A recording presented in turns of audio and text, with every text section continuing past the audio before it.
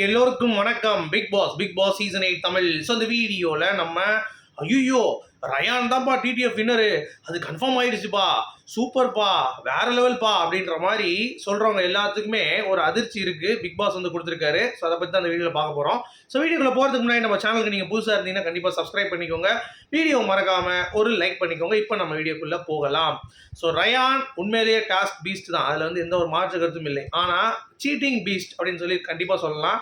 இப்போ தொடர்ச்சியாக 2வது டாஸ்க்கை வந்து பார்த்தீங்கன்னா இந்த பையன் வந்து சீட் பண்ணியிருக்கான் அப்படிங்கிறது வந்து நமக்கு ஒரு குறும்படம் மூலமாக வந்து நம்ம போட போகிறோம். இந்த வீடியோவுடைய எண்டில் வந்து நான் லைட்டாக அந்த கிளிப்பை போடுறேன், நீங்கள் பாருங்கள்.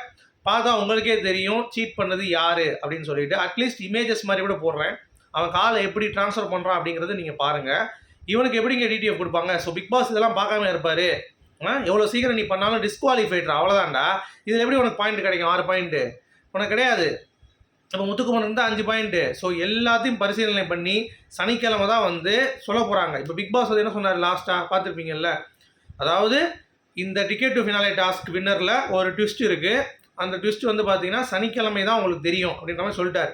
ஸோ உள்ளே இருக்கிறவங்க நிறைய பேர் வந்து பார்த்தீங்கன்னா ஐயோ அவனுக்கு இருக்குமாங்கிற மாதிரி ஒரு தடவை பேச்சு அடிபட்டாலும், இன்னொரு பக்கம் வந்து பார்த்தீங்கன்னா அவனுக்கு வந்து ஒரு கான்ஃபிடென்ட்டாக இருக்கான். கண்டிப்பாக நான் எடுத்துருவேன் அப்படின்ற ஒரு கான்ஃபிடென்ட் இருக்கான். அது வந்து நல்ல கான்ஃபிடென்ட் தான், ஏன்னா கண்டிப்பாக இருக்கணும், இல்லாமலாம் இருக்கக்கூடாது. பட் என்னன்னா இப்போ இந்த டாஸ்க்கும் அவன் டிஸ்குவாலிஃபை ஆனான்னா இதுக்கு முன்னாடி என்ன டாஸ்க் இருக்கு அவனுக்கு? இந்த jar task. So jar task போகும்பொழுது அழகாக அப்படியே எடுத்துகிட்டு போவான். நீங்கள் நல்லா பாருங்கள். மேலே அப்படியே அட்ஜஸ்ட் பண்ணி கேமரா அப்படி பார்ப்பான். பார்த்துட்டு அதுக்கு கீழே வைப்பான். ஸோ அங்கே ஒரு டாஸ்க் 4 பாயிண்ட் பிடிங்கி விட்டுருச்சா. இப்போ இந்த டாஸ்க்லேயும் வந்து ரூல் பிரேக்கு. அப்போ எடுத்த இவனோட 6 பாயிண்ட்டை வந்து காலி. ஸோ 6 நாளும் 10 பாயிண்ட் காலி. அப்போ 21லேருந்து 10 கழிச்சா 11 பாயிண்ட்டு. ஸோ அடுத்த இடத்துல யார் இருக்கா? முத்துக்குமரன் தான். ஸோ உண்மையில் இந்த டிக்கெட்டு ஃபினாலே கிடைக்கக்கூடிய ஒரு கரெக்டான ஒரு நபர் அப்படின்னு சொல்லி பார்த்தீங்கன்னா அது வந்து முத்துக்குமரன் தான். சரி, அப்படி என்ன டாஸ்கில் வந்து இன்னொரு தடவை 6 பாயிண்ட் நீங்கள் வந்து இது பண்ணுறீங்க? ராணுவ தான் அப்படி பண்ணார் அப்படின்றீங்க. ஆமாம், ராணுவம் தான் பண்ணா. ராணுவுக்கு ஒரு வார்னிங் கொடுத்தாங்கல்ல. அப்போ அதுக்கடுத்து நீ டிஸ்குவாலிஃபை எப்படி நீ பண்ணுவ?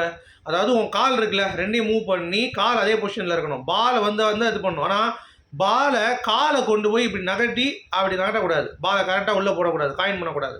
அந்த மாதிரி ஒரு இன்ஸ்டன்ஸில் வந்து பார்த்தீங்கன்னா ரயான் வந்து இதை பண்ணியிருக்கான். அந்த குறும்படம் தான் இப்போ பயங்கர ட்ரெண்டிங் ஆகிட்டு இருக்கு. ஸோ ரயான் இதெல்லாம் ரொம்ப ரொம்ப தப்புடா தம்பி. நீ நல்லா விளையாடுற ரைட்டு, ஆனால் சீட் பண்ணாமல் விளையாடணும்.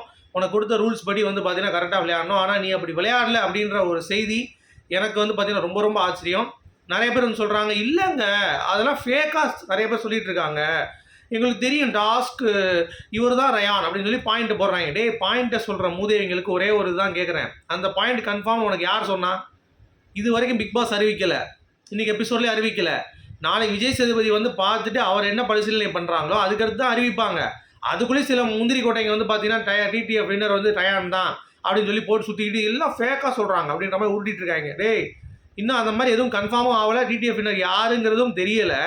அதுக்குள்ளேயே வந்து பார்த்தீங்கன்னா எவனோ ஒருத்தன் சொல்கிறான், இப்படி சொல்கிறானுங்க, இப்படி மாற்றிட்டானுங்க, அதெல்லாம் ஒன்றும் கிடையாது, ரயான் தான். அது வந்து பிக் பாஸ் சொல்லட்டும், அது வரைக்கும் மூடிட்டு இருக்கடா எல்லாம். சரியா? இன்னும் வந்து எபிசோட்ஸ்லேயும் வரல, எதுலேயுமே வரல. அதுக்குள்ளேயும் கன்ஃபார்ம்டாக வந்து பார்த்தீங்கன்னா டிடிஎஃப் வந்து அவனுக்கு தான் கொடுத்தான் அப்படின்னா எப்படி? ஒரு யோக்கியனுக்கு கொடுத்தாலும் பரவாயில்லைங்க. சீட் பண்ணி ஒரு டாஸ்கில் வந்து இவ்வளோ தூரம் கேவலமாக சீட் பண்ணுறவனை வந்து நீங்கள் எப்படி தூக்கி கொடுப்பீங்க? அப்போ மிச்சவங்களுக்குலாம் எப்படி? நீங்கள் உங்கள் இஷ்டத்துக்கு வந்து பார்த்தீங்கன்னா எவனையாவது வந்து பாலை தூக்கி அடிச்சுட்டு அவன் கீழே விழுந்துட்டான், அதில் பின்னு கீழே விழுந்துச்சுன்னா கீழே விழுந்தவனுக்குலாம் அந்த பாயிண்ட்லாம் எடுத்துருங்க. இருக்கிறவங்க மட்டும் இருக்கிறவங்க மட்டும் இவன் பாயிண்ட்டை கொடுத்துடணுமா? அப்புறம் பாயிண்ட் பிச்சைன்னு ஒரு டாஸ்க்கை வச்சு பாயிண்ட் பிச்சை எடுத்து ஒன்று வந்து கொடுத்துட்டு இருந்தானுங்க. இது ஒரு டிக்கெட் டு ஃபினாலே டாஸ்க்காடா? சரி, அப்படி விளையாண்டாலும் நேர்மையாக விளையாடணும்ல. இது தொடர்ந்து வந்து 3வது டாஸ்க்கு வந்து சீட் பண்ணிகிட்டு இருக்கான் அப்படிங்கிறது பார்க்க முடியுது. இதையும் மீறி டிக்கெட் டு ஃபினாலே அவனுக்கு எப்படி கொடுப்பீங்க நீங்கள்? எப்படி கொடுப்பீங்க? கேட்டால் வந்து ஐயோ பொறாம அது பண்ணுறோம் இது பண்ணுறோம். ஏங்க உண்மையாக விளையாண்டுட்டு போங்க, தூக்கி கொடுப்பாங்க எல்லாருமே. சும்மா இந்த மாதிரி ஃபேக்காக விளையாண்டா கண்டிப்பாக வந்து பார்த்தீங்கன்னா விஜய் சேதுபதி அவர்கள் இதற்கு இந்த குறும்படத்தையும் நான் இணைக்கிறேன், அதையும் பார்த்துட்டு ஒரு தக்க நடவடிக்கை எடுக்கப்பட வேண்டும் அப்படிங்கிறத கண்டிப்பாக சொல்லணும். இவனெல்லாம் டாப் 5க்கு டிசர்வ்டே இல்லை. கண்டிப்பாக ஏமாத்தாதீங்க பிக் பாஸ் அவர்களே. ஸோ கண்டிப்பாக நீங்கள் இதை செய்ய வேண்டும் அப்படின்னு சொல்லிட்டு இந்த வீடியோ நான் முடிக்கிறேன். உங்களுடைய கருத்துக்கு சொல்லுங்கள். மீண்டும் சந்திப்போம். Good bye.